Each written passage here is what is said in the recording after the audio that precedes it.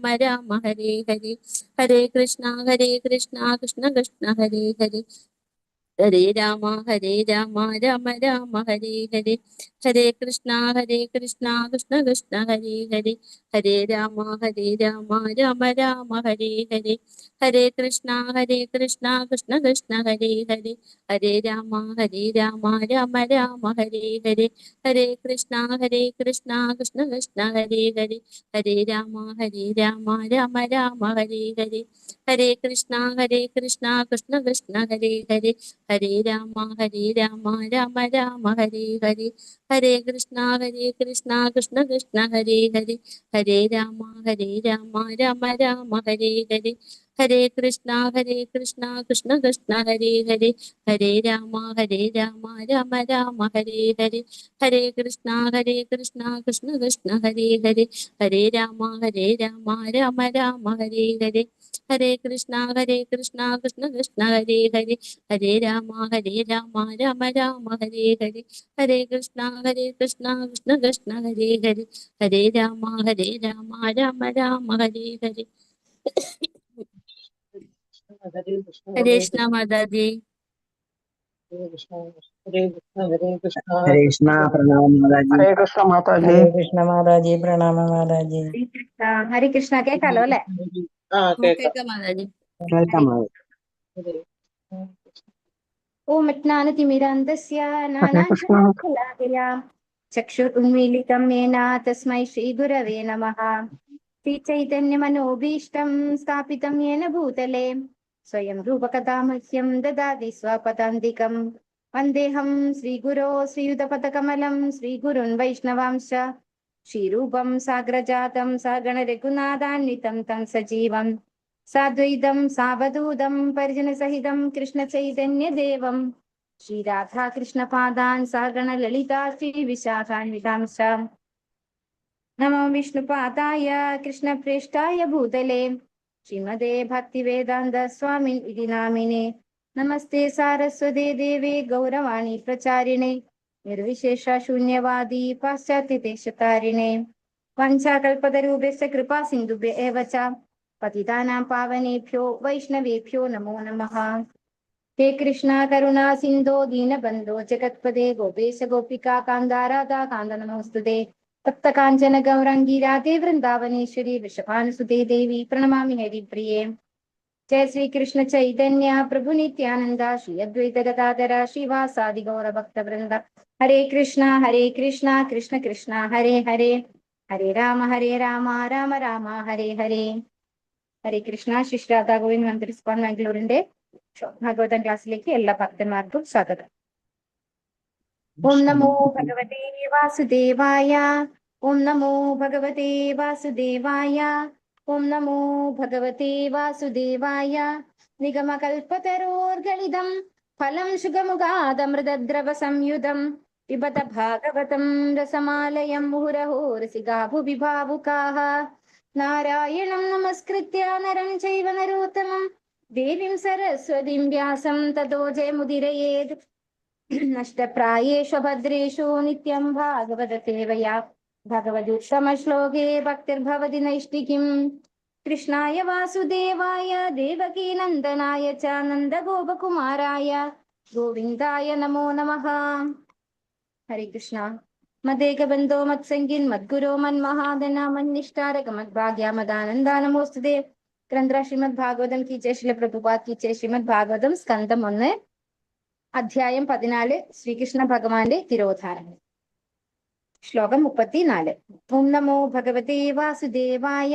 ഭഗവാനപി ഗോവിന്ദോ ബ്രഹ്മണ്യോ ഭക്തവത്സലഃ കച്ചിത് പുരേ സുധർമായാം സുഖമാസ്തേ സുഹൃദ്വൃതഃ. ഹരേ കൃഷ്ണ. ഓം നമോ ഭഗവതേ വാസുദേവായ. ഓം നമോ ഭഗവതേ വാസുദേവായ. ഭഗവാനപി ഗോവിന്ദോ ഭക്തവത്സലഃ ഭഗവാനപി ഗോവിന്ദോ ബ്രഹ്മണ്യോ കച്ചിത് പുരേ സുധർമായാം സുഖമാസ്തേ സുഹൃദ്വൃതഃ.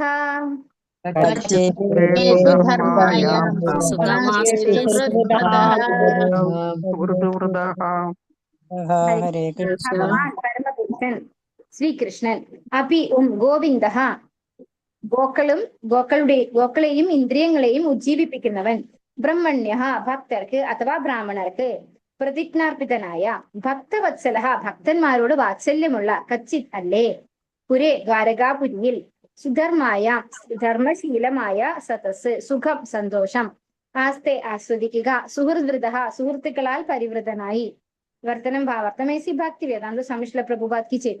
ഗോക്കൾക്കും ഇന്ദ്രിയങ്ങൾക്കും ബ്രാഹ്മണർക്കും ആനന്ദം പകരുന്നവനും സ്വഭക്തരോട് അത്യന്തം മമതയുള്ളവനുമായ പരമദിവ്യോത്തമ പുരുഷൻ ശ്രീകൃഷ്ണ ഭഗവാൻ സുഹൃത്തുക്കളാൽ വലയം ചെയ്യപ്പെട്ട ദ്വാരകാപുരിയിൽ ധർമ്മപൂരിതമായ സദസ് ആസ്വദിക്കുന്നുണ്ടോ? അപ്പോ ഇവിടെ നമ്മൾ കണ്ടിട്ടുണ്ട് ഇത് ഏതാ സിറ്റുവേഷൻ ഏതാണ്? ഭഗവാൻ ഇവിടെ നിന്ന് തിരോധാനം ചെയ്ത സമയത്ത് അതിനുശേഷമാണ് വിതുരര് വരുന്നത്. പക്ഷെ വിതുരരൊന്നും പറയുന്നില്ല യുധിഷ്ഠിരന്റെ അടുത്ത് ഭഗവാൻ ഇവിടെ ഇല്ല, ഇവിടെ നിന്ന് പോയി എന്നൊന്നും പറയുന്നില്ല. പക്ഷെ യുധിഷ്ഠിരൻ എന്ത് ചെയ്തു? അർജുനനെ പറഞ്ഞു വിട്ടു ദ്വാരകയിലേക്ക്. അല്ലെ, 7 മാസം കഴിഞ്ഞിട്ടും അർജുനൻ വരുന്നില്ല. അപ്പോ ഭഗവാൻ ഇവിടുന്ന് പോയി കഴിഞ്ഞപ്പോ കലിയുടെ പ്രഭാവം നന്നായി ഉണ്ടായി. അപ്പോ എല്ലാം എന്താണ് നാശനഷ്ടങ്ങൾ, അല്ലെ, ഭൂമി നേരെ ചൊവ്വ ഒന്നും തരുന്നില്ല. അതുപോലെ വ്യക്തികൾ തമ്മിൽ കലഹമുണ്ടാകുകയാണ്, സഹോദരങ്ങൾ തമ്മിൽ കലഹിക്കുന്നു. അതുപോലെ ഭാര്യാഭർത്താക്കന്മാർക്കിടയിൽ മിസ്അണ്ടർസ്റ്റാൻഡിങ് വരുന്നു. അങ്ങനെ ഒരുപാട് കാര്യങ്ങൾ. അതുപോലെ കാലം തെറ്റി മഴ കൂടുതൽ പെയ്യുക, ധാന്യങ്ങളൊന്നും ഉണ്ടാവാതിരിക്കുക, ഇങ്ങനെ ഒരുപാട് ദുസ്സൂചനകൾ കണ്ട് ഓരോന്നും എടുത്തെടുത്ത് പറയാണ് യുധിഷ്ഠിരൻ. ഭഗവാൻ ഇവിടുന്ന് പോയോ, അതിന്റെ സൂചനയാണോ ഇത് എന്നിങ്ങനെ പറഞ്ഞുകൊണ്ടിരിക്കുമ്പോഴാണ് അർജുനൻ മടങ്ങി വരുന്നത്. അർജുനൻ എങ്ങനെയായിരുന്നു വന്നത്? തലയൊക്കെ കുനിച്ച് വളരെ സങ്കടത്തോടു കൂടി ഇരിക്കുന്ന ആളായിട്ടാണ് അർജുനൻ ഉള്ളത്. ആ അർജുനനോട് ചോദിക്കുന്ന ചോദ്യങ്ങളാണ് നമ്മൾ ഇവിടെ കണ്ടുകൊണ്ടിരിക്കുന്നത്. അവിടെ എല്ലാവർക്കും സുഖമല്ലേ? ആദ്യം ചോദിച്ചു എന്താണ്? ഭഗവാൻ, അതായത് ശൂരസേന രാജാവിനും അതുപോലെ വസുദേവർക്കും ദേവകി മാതാവിനും മറ്റു പത്നിമാർക്കും ഒക്കെ സുഖമല്ലേ? അവരുടെ സഹോദരന്മാരൊക്കെ സുഖമായിരിക്കുന്നോ? അതുപോലെ യദുവംശത്തിലുള്ള ബാക്കിയുള്ള കുടുംബാംഗങ്ങൾക്കും സുഖമല്ലേ? അതുപോലെ ഭഗവാന്റെ മക്കളെ പേരെടുത്ത് ചോദിച്ചു, അല്ലെ, ഓരോരുത്തർക്കും സുഖമായിരിക്കുന്നു, അവരൊക്കെ അവരുടെ ഭാര്യമാരും കുട്ടികളോടും ഒപ്പം സുഖമായിരിക്കുന്നു. ഇങ്ങനെ എടുത്തു ചോദിച്ചു. ഇപ്പൊ എന്താ ചോദിക്കുന്നത് ഇവിടെ? ഗോക്കൾക്കും ഇന്ദ്രിയങ്ങൾക്കും ഗോബ്രാഹ്മണ ഹിതായ അല്ലെ, ഭഗവാൻ ഗോക്കൾക്കും ഇന്ദ്രിയങ്ങൾക്കും ബ്രാഹ്മണർക്കും ആനന്ദം പകരുന്ന ആളാണ്. അങ്ങനെയുള്ള ഭഗവാൻ അവിടെ സുഖമായിട്ടിരിക്കുന്നു. അതുപോലെ സുഹൃത്തുക്കളാൽ വലയം ചെയ്യപ്പെട്ട് ധർമ്മപൂരിതമായ സദസ് ആസ്വദിക്കുന്നുണ്ടോ എന്ന് ചോദിക്കുകയാണ് അർജുനനോട് യുധിഷ്ഠിരൻ. ഭാവാർത്ഥമേസി ഭക്തി വേദാന്ത സ്വാമി പ്രഭുപാത് കി ജയ്. കാണുന്നില്ലേ? ഇവിടെ പ്രസ്തുത ശ്ലോകത്തിൽ ശ്രീകൃഷ്ണ ഭഗവാൻ ഗോവിന്ദ, ബ്രാഹ്മണ്യ, ഭക്തവത്സല എന്നിങ്ങനെ വിശേഷിപ്പിച്ചിരിക്കുന്നു. അദ്ദേഹം ഭഗവാൻ സ്വയം അഥവാ സർവസമ്പത്ത്, സർവശക്തി, സർവജ്ഞാനം, സർവസൗഭാഗ്യം, സർവ യശസ്, സർവ വൈരാഗ്യം ഇവയെല്ലാം തികഞ്ഞ, അതായത് ഷഡ ഐശ്വര്യങ്ങളെല്ലാം തികഞ്ഞ ആദിമൂലമായ പരമദിവ്യോത്തമ പുരുഷനാകുന്നു. ഗോക്കൾക്കും ഇന്ദ്രിയങ്ങൾക്കും ആനന്ദം പ്രദാനം ചെയ്യുന്നവനാകിയാൽ അദ്ദേഹം ഗോവിന്ദൻ എന്ന് വിശേഷിപ്പിക്കപ്പെടുന്നത്. ഗോവിന്ദൻ എന്ന വാക്കിന്റെ അർത്ഥം, നമ്മുടെ ഗോ എന്ന് പറഞ്ഞു കഴിഞ്ഞാൽ 2 അർത്ഥമുണ്ട്. ഒന്ന് പശു, മറ്റൊന്ന് ഇന്ദ്രിയങ്ങൾ. അപ്പൊ ഇന്ദ്രിയങ്ങൾക്ക് ആനന്ദം പകരുന്നവനാണ്, പശുക്കൾക്ക് ആനന്ദം പകരുന്നവനാണ്.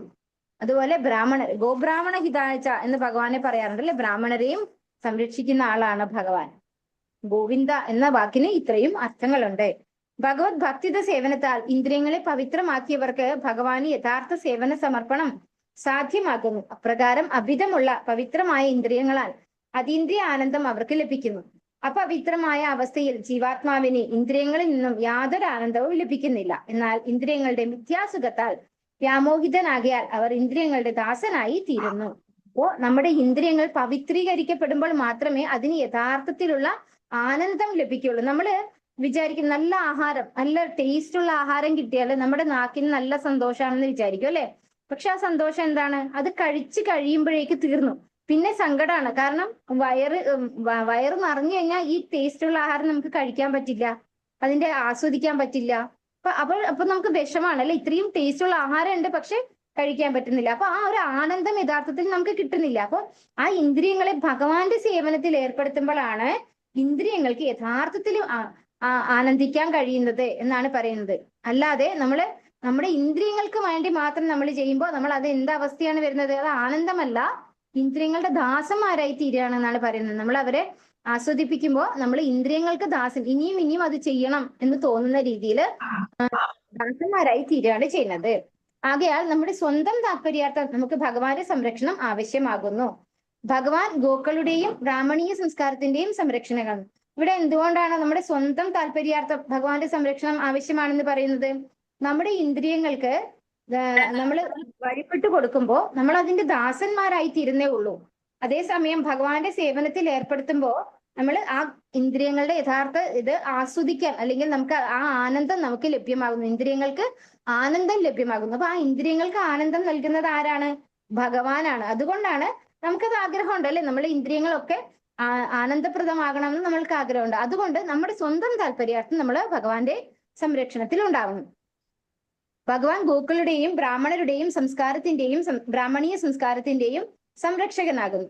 ജയിലിലെ തടവുകാർ എപ്രകാരമാണോ രാജാവിന്റെ നേരിട്ടുള്ള സംരക്ഷണത്തിലല്ലാതെ രാജാവിന്റെ കർക്കശക്കാരനായ കാര്യക്കാരന്റെ കീഴിലായിരിക്കുന്നത്, അതുപോലെ ഗോസംരക്ഷണവും ബ്രാഹ്മണീയ സംസ്കാരവും ഇല്ലാത്ത ഒരു സമൂഹം ഭഗവാന്റെ നേരിട്ടുള്ള സംരക്ഷണത്തിന് കീഴിലല്ല. കുറഞ്ഞ പക്ഷം മാനവ സമൂഹത്തിലെ ഒരു വിഭാഗം ജനങ്ങൾക്കെങ്കിലും ബ്രാഹ്മണീയ ഗുണങ്ങളുടെ പരിപോഷണവും ഇല്ലാതെ ഒരു മാനവ സംസ്കാരവും ഒട്ടും അഭിവൃദ്ധിപ്പെടുകയില്ല.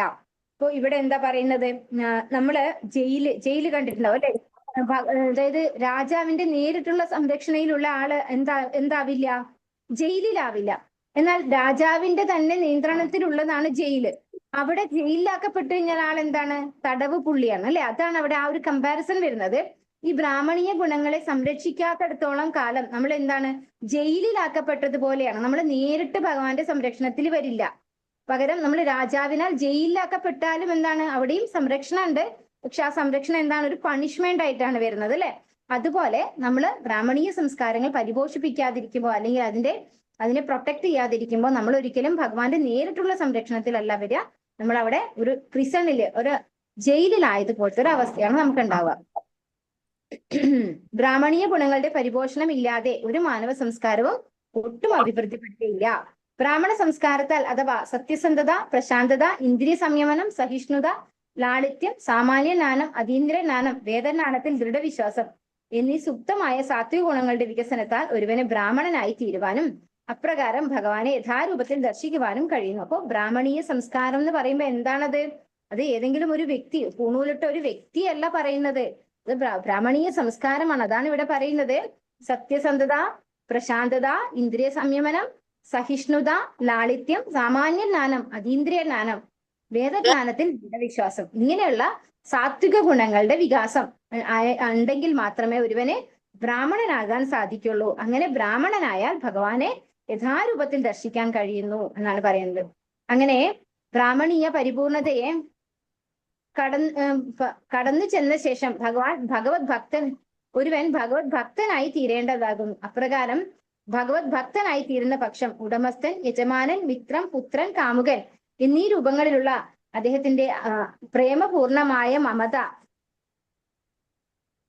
അതീന്ദ്രിയമായി സംപ്രാപ്തമാക്കാൻ കഴിയും. മുകളിൽ പ്രതിപാദിച്ച തരത്തിലുള്ള ബ്രാഹ്മണ ഗുണങ്ങൾ വളർത്തിയെടുക്കാത്ത പക്ഷം ഭഗവാന്റെ അതീന്ദ്രിയ സ്നേഹം തന്നിലേക്ക് ആകർഷിക്കുന്ന ഒരു ഭക്തന്റെ അവസ്ഥ വൃദ്ധി പ്രാപിക്കുന്നില്ല. യോഗ്യതയുള്ള ഒരു ബ്രാഹ്മണനോട് ഭഗവാന് പ്രതിപത്തിയുണ്ട്, അല്ലാതെ ദുരഭിമാനിയായ ബ്രാഹ്മണനോടല്ല.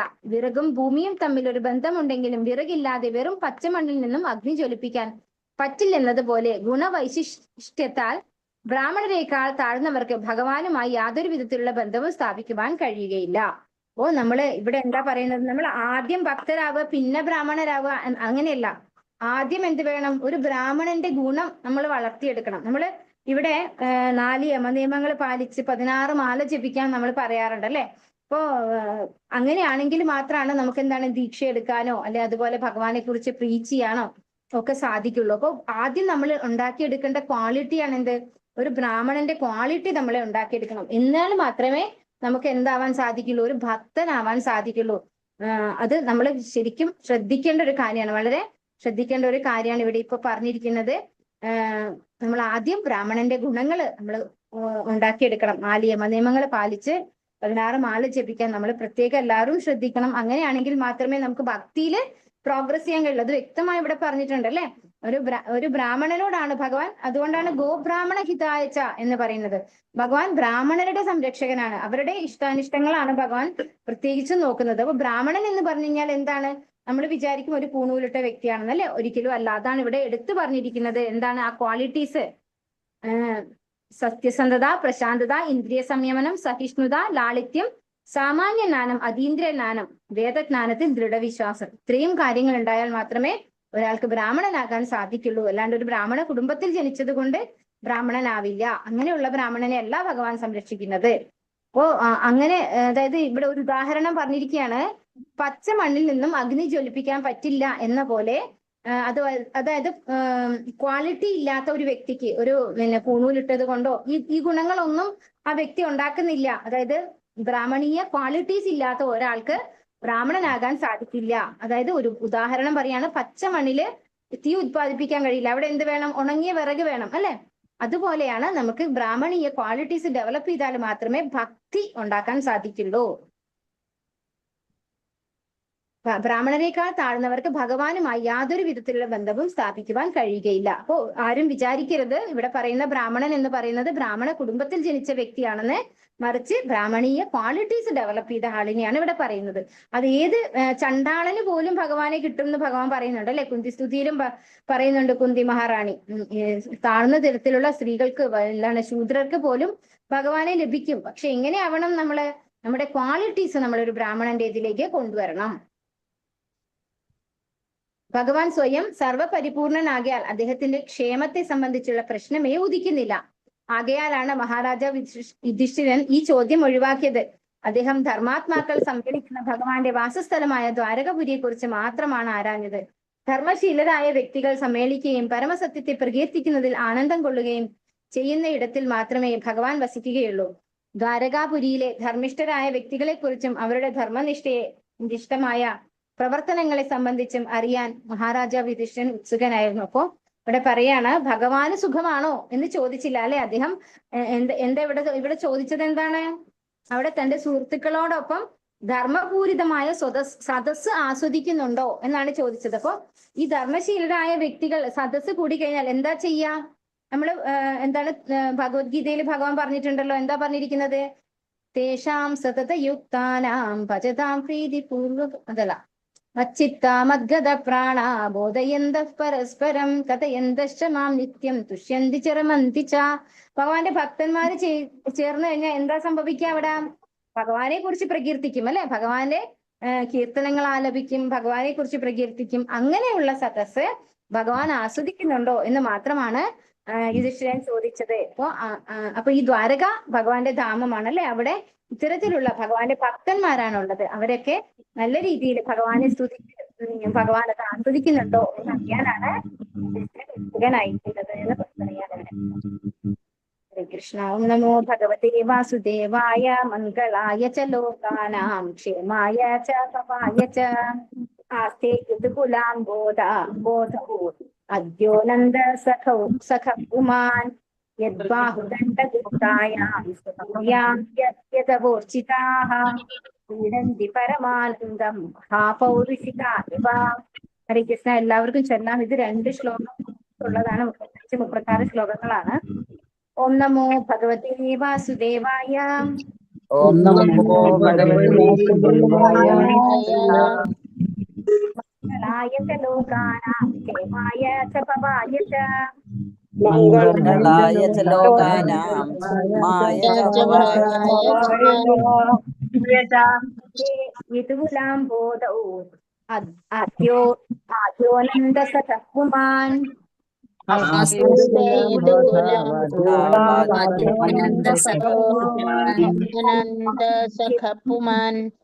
യദ്ബാഹുദണ്ഡഗുപ്തായ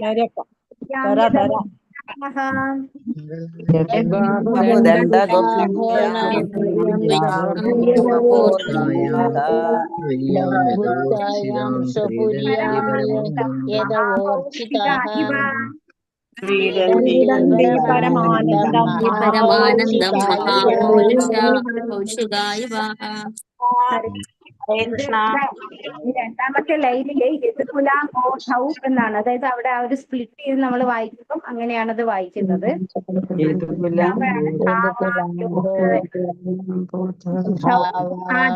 എന്നാണ് അവിടെ വരുന്നത്. മംഗളായ സർവമംഗളത്തിനായി ലോകാന എല്ലാ ലോകങ്ങളുടെയും ക്ഷേമായ പരിപാലനത്തിനായി ഭവായ ഉന്നതിയായി ആസ്തെ അവിടെയുണ്ട് എന്തുകൊണ്ട് ആബോധവും കണ്ട ഇവിടെ കണ്ട ഇവ ഇങ്ങനെയുള്ളത് നമുക്ക് ഇവിടെ നോക്കിയാല് ശരിക്കും മനസ്സിലാക്കി വായിക്കാൻ പറ്റും. കറക്റ്റ് ആയിട്ട് വായിക്കാൻ കിട്ടാതിരിക്കുമ്പോ അറ്റ്ലീസ്റ്റ് നമ്മൾ ഇങ്ങനെയുള്ള വേർഡ് സ്പെസിഫിക് നോക്കിയാൽ നമുക്ക് കറക്റ്റ് ആയിട്ട് മനസ്സിലാവും. ഇതുപോലെ അബോധവും യദുവംശസാഗരത്തിൽ ആദ്യ ആദിമ അനന്തസഖ അനന്തന്റെ ബലരാമന്റെ കൂടെ കുമാർ പരമ ആസ്വാദകൻ യത് ആരുടെ ബാഹുദണ്ഡഗുപ്തായാം അദ്ദേഹത്തിന്റെ ബാഹുക്കളാൽ സംരക്ഷിക്കപ്പെടുകയാൽ സ്വപൂര്യാം അദ്ദേഹത്തിന്റെ സ്വന്തം നഗരത്തിൽ യദവഹ യദു വംശത്തിലെ അംഗങ്ങൾ അർപ്പിതാഹ അവർ അർപ്പിക്കുന്നത് പോലെ പരമാനന്ദം അതീന്ദ്രിയാനന്ദം മഹാപൗരികാഹ ആത്മീയാകാശത്തിലെ നിവാസികൾ വേദാന്ത സമസ്ത പ്രഭുപാദിച്ച് പരമ ആസ്വാദകനായ ആദിമൂലമായ പരമശിവോത്തമ പുരുഷൻ ആദി ഭഗവാനായ അനന്തനായ ബലരാമനോടൊപ്പം സമ്പൂർണ്ണ പ്രപഞ്ചത്തിന്റെയും ക്ഷേമത്തിനും സംരക്ഷണത്തിനും സാർവത്രികമായ പുരോഗതിക്കുമായി യദുവംശമാകുന്ന സാഗരത്തിൽ വർദ്ധിക്കുന്നു. മാത്രവുമല്ല യദുവംശത്തിലെ അംഗങ്ങൾ ഭഗവാന്റെ തൃക്കരങ്ങളാൽ സംരക്ഷിക്കപ്പെടുകയാൽ ആത്മീയ ആകാശവാസികൾ എന്ന വണ്ണം ഇവരുടെ ആസ്വദിക്കുന്നു. അപ്പോൾ ക്രിസ്ത്യൻ പറയാണ് ഭഗവാൻ പരമദിവോത്തമനാണ് പരമാസ്വാദകൻ അല്ലെ. നമ്മൾ ഭഗവത്ഗീതയിൽ പഠിച്ചിട്ടുണ്ട്. ഭഗവാൻ എന്താ പറഞ്ഞിരിക്കുന്നത് ഭഗവാനെ പറ്റിയും? ഓംകാരം യജ്ഞ തപസ സർവലോക മഹേശ്വരൻ അല്ലെ. നമ്മള് 5-ാമത്തെ അധ്യായത്തില് 29-ാമത്തെ ശ്ലോകത്തില് അങ്ങനെ പഠിച്ചിട്ടുണ്ട്. ഭഗവാൻ എല്ലാറ്റിന്റെയും പരമാസ്വാദകനാണ് എന്ന്. അപ്പൊ പരമാസ്വാദകനായ ആദിമൂലമായ ഭഗവാൻ അനന്തനായ ബലരാമനോടൊപ്പം ശ്രേഷ്ഠനായിട്ടുള്ള അനന്തശ്രേഷ്ഠനായിട്ടുള്ള ബലരാമനോടൊപ്പം പൂർണ്ണ പ്രപഞ്ചത്തിന്റെയും ക്ഷേമത്തിനും സംരക്ഷണത്തിനും സാർവത്രികമായ പുരോഗതിക്കുമായി, അതായത് ഇതിനൊക്കെ വേണ്ടിയിട്ടാണ് ആരെ സംരക്ഷിക്കുന്നത്? യദുവംശമാകുന്ന സാഗരത്തിൽ വസിക്കുന്നതാണ് പറയുന്നത്. എക്കാരുടെ അല്ലെ സമ്പൂർണ്ണ പ്രപഞ്ചത്തിന്റെയും ക്ഷേമത്തിനും സംരക്ഷണത്തിനുമായിട്ടാണ് ഭഗവാൻ ഈ യദുവംശത്തിന് വസിക്കുന്നത്. മാത്രവുമല്ല യദുവംശത്തിലെ അംഗങ്ങളെ ഭഗവാന്റെ തൃക്കരങ്ങളാൽ സംരക്ഷിക്കപ്പെടുന്നത്. അല്ലെ, ഭഗവാന്റെ തൃക്കരങ്ങളാലാണ് അവരെ സംരക്ഷിക്കപ്പെടുന്നത്. അങ്ങനെയുള്ള സംരക്ഷിക്കപ്പെടുകയാൽ ആത്മീയ ആകാശവാസികൾ എന്ന വണ്ണം ആസ്വദിക്കുന്നതും യദുവംശരായിട്ടുള്ള എല്ലാവരും നല്ല സന്തോഷമായിട്ട് ജീവിതം ആസ്വദിച്ചവിടെ എന്നാണ് ക്രിസ്ത്യൻ പറയുന്നത്. വേദാന്ത സമസ്ത പ്രഭുപാദിച്ചു നാം നിരവധി തവണ വിശദമാക്കിയതുപോലെ പരമപുരുഷനായ വിഷ്ണു ഓരോ പ്രപഞ്ചത്തിലും ഗർഭോദകനായി വിഷ്ണുവെന്നും ക്ഷീരോദകനായി വിഷ്ണുവെന്നുമുള്ള 2 പദവികളിൽ വസിക്കുന്നു.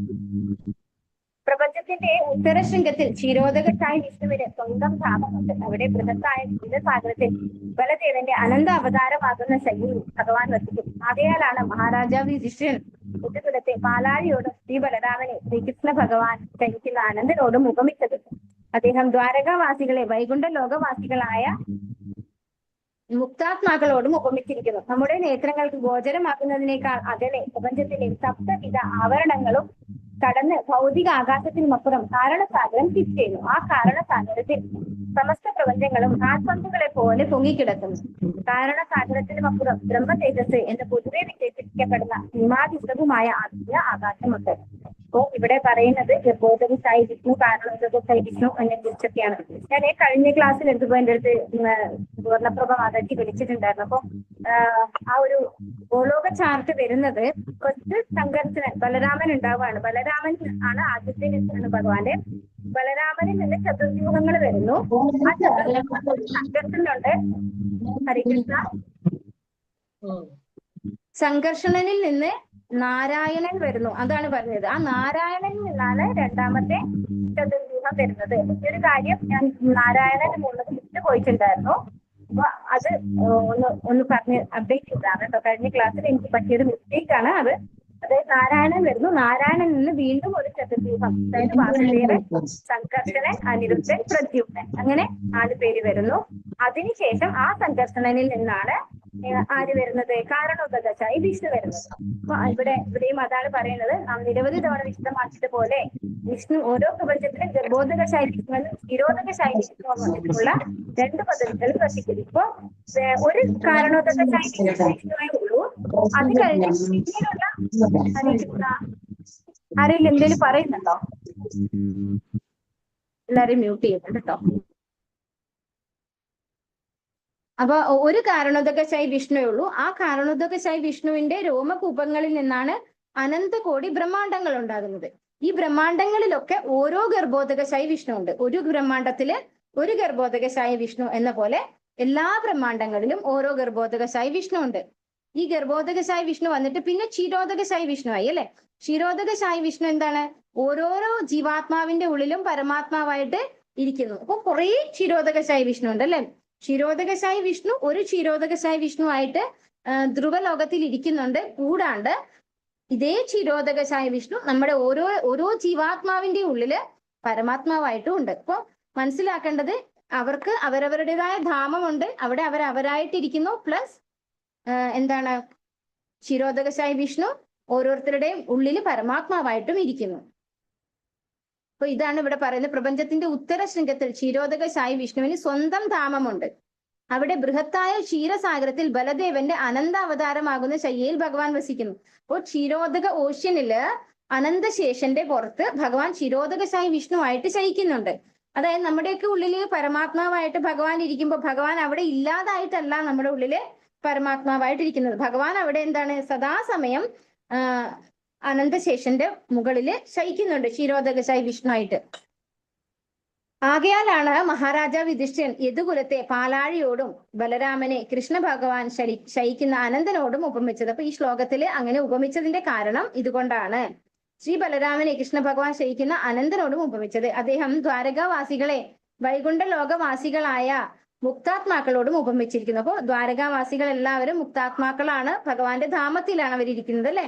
അതുകൊണ്ട് ദ്വാരകാവാസികളെ വൈകുണ്ഠവാസികളോട് ഉപമിച്ചിരിക്കുന്നു. നമ്മുടെ നേത്രങ്ങൾക്ക് ഗോചരമാകുന്നതിനേക്കാൾ അകലെ പ്രപഞ്ചത്തിലെ സപ്തവിധ ആവരണങ്ങളും കടന്ന് ഭൗതിക ആകാശത്തിനപ്പുറം കാരണസാഗരം സ്ഥിതി ചെയ്യുന്നു. അപ്പൊ നമ്മുടെ കണ്ണിന് മുന്നിലല്ല അല്ലെ കാരണസാഗരം എന്ന് പറയുന്നത്. എവിടെയാണ് ഇരിക്കുന്നത്? നമ്മുടെ ഈ ബ്രഹ്മാണ്ടത്തിനും അപ്പുറത്താണ്. അതായത് ഈ ബ്രഹ്മാണ്ടത്തിന് ഉള്ളിലുള്ള കാര്യമാണ് എന്ത്, ഗർഭോദകശായി ഓഷ്യനൊക്കെ. പക്ഷെ ബ്രഹ്മാണ്ടത്തിന്റെ പുറത്താണ്, അതായത് ആത്മീയ ആകാശത്തിലാണ് കാരണോദക ഓഷ്യൻ ഉള്ളത്.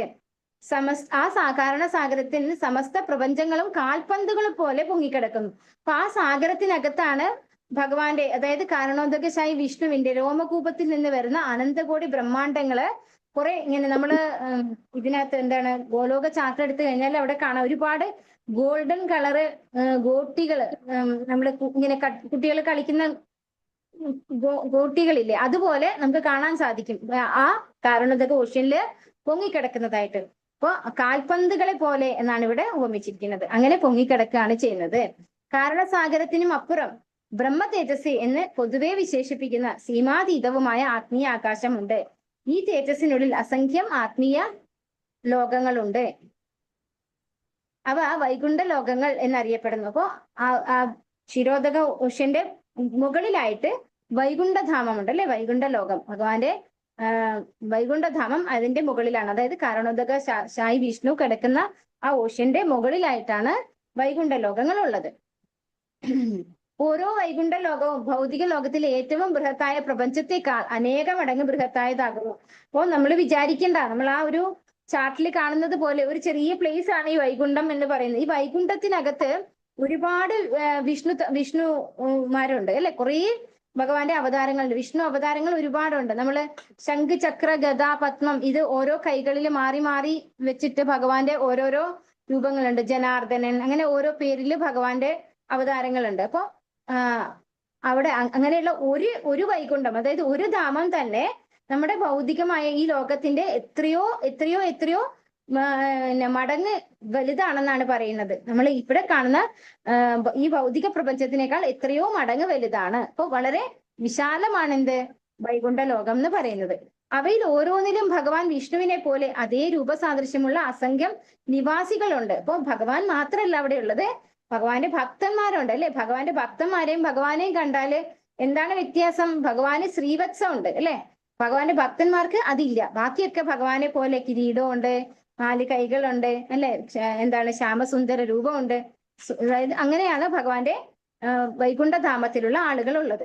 ഈ വൈകുണ്ഠ ലോക നിവാസികൾ മഹാപൗരുഷികർ അഥവാ ഭഗവത് സേവനത്തിൽ നേരിട്ട് വ്യാപൃതരാകുന്നവർ എന്നറിയപ്പെടുന്നു. അപ്പൊ അവരെ വിളിക്കുന്നതാണ് മഹാപൗരുഷികർ. കാരണം അവര് ഭഗവാന്റെ സേവനത്തിലാണ്. അതുകൊണ്ടാണ് അവര് ആത്മീയധാമത്തിൽ ഇരിക്കുന്നത്. അവർ ഈ ലോകങ്ങളിൽ യാതൊരുവിധ ക്ലേശങ്ങളും കൂടാതെ സന്തോഷത്തോടെ വസിക്കുന്നു. മാത്രവുമല്ല നിത്യമായി യുവത്വ സമ്പൂർണരായി ജന്മമൃതിചരാവ്യാധികളുടെ ഭയം കൂടാതെയും ശാശ്വതമായ കാലത്തിന്റെ പ്രഭാവമില്ലാതെയും പൂർണ്ണജ്ഞാനത്തിലും ആനന്ദത്തിലും ജീവിതം ആസ്വദിക്കുന്നു. അപ്പൊ അവിടെയുള്ള ഈ ആത്മീയ ലോകത്തിലുള്ള ഭഗവാനെ പോലെ, അതായത് സാരൂപ്യമുക്തിയുള്ള ആൾക്കാർ അല്ലെ, ഭഗവാന്റെ സാദൃശ്യമുള്ള ആ മുക്താത്മാക്കളൊക്കെയും ജീവിതം അങ്ങനെ എന്താ പറയാ വിരസമായിട്ടല്ല അവർ ജീവിക്കുന്നത്. അവരെന്താ സന്തോഷത്തോടെ ജീവിക്കുന്നു എന്നാണ് പറയുന്നത് അല്ലെ. ഒരു ക്ലേശങ്ങളും കൂടാതെ അവർക്കൊരു എന്താ പറയാ ഉത്കണ്ഠയില്ല. നാളെ എന്താവും, നാളെ വേറെ എന്തെങ്കിലും പ്രശ്നം വരുമോ അല്ലെ, അസുഖം വരുമോ, തലനരയ്ക്കോ, മരിച്ചു പോവോ, ഒരു ടെൻഷനും അവർക്കില്ല. അവര് ജന്മമൃത്യു ജരാവ്യാധികൾ ഒന്നുമില്ലാതെ അവിടെ സദാ എന്താ പറയാ വളരെ യൗവനയുക്തരായിട്ട് സദാ സന്തോഷത്തോടെ ജീവിക്കുന്നു. മാത്രവുമല്ല നിത്യയുവത്വ സമ്പൂർണരായി ജന്മമൃത്യു ജരാവാദികളുടെ ഭയം കൂടാതെയും ശാശ്വതമായ കാലത്തിന്റെ പ്രഭാവമില്ലാതെയും പൂർണ്ണ ജ്ഞാനത്തിലും ആനന്ദത്തിലും ജീവിതം ആസ്വദിക്കുന്നു. അപ്പോ അറിവോട് കൂടിയാണ് അല്ലെ, എന്താണ് ശരീരം, ആരാണ് ഭഗവാൻ എന്നൊക്കെ മനസ്സിലാക്കി ജീവിതം ആസ്വദിക്കുന്നവരാണ് ആ മുക്താത്മാക്കളായിട്ടുള്ള വൈകുണ്ഠവാസികളൊക്കെയും. ഭഗവാനോടൊപ്പം അത്രത്തോളം സന്തുഷ്ടരായിരിക്കുകയാൽ ദ്വാരകാവാസികളെ മഹാരാജാവ് യുധിഷ്ഠിരൻ വൈകുണ്ഠ ലോകത്തിലെ മഹാപൗരുഷികന്മാരുമായി ഉപമിച്ചിരിക്കുന്നു.